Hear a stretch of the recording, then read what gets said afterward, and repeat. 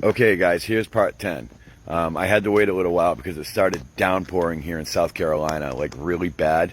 As you can see, it's wet, like everywhere, and it was just so loud on the porch. We sit outside, and I couldn't hear myself think, let alone, do a video. Okay, so now that being said, I reload my own bullets. And I've done it ever since I was younger. It saves money and it's fun to do. I really enjoy doing it. It's kind of one of those things I do just to get a little bit of peace, It was also one of those things I was doing to try to get out of my head when I was still a man. Now, unfortunately, like I said, I had written a 5-page letter and I actually put a gun in my mouth and I actually pulled the trigger. It didn't go off. I immediately dropped it. And it sat on the garage floor for a week before I went back for it. I was so scared that it happened.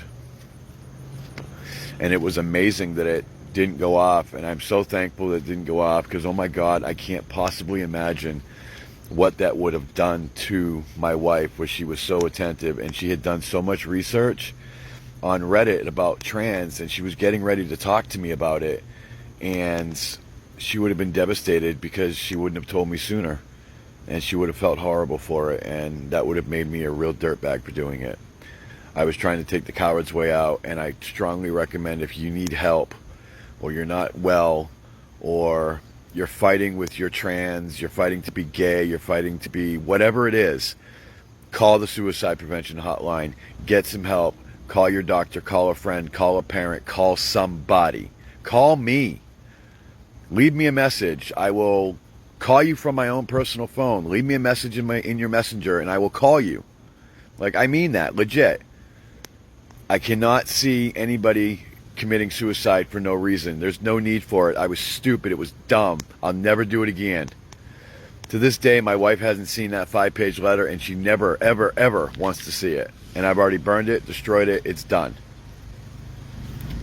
Now, that said, 2 weeks later, on March 20th, she came to me and she said, we need to talk. And I was really busy. Like I told you guys, I run a business, so I was in and out the door, and I had some estimates I had to go do.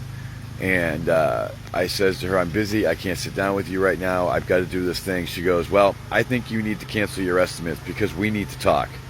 And this is not going to wait. I need you to sit down right now. And I will continue the rest of this on the next story, part 11, because I'll tell you, that's probably going to be close to the end of it, if not 12, but these are too short.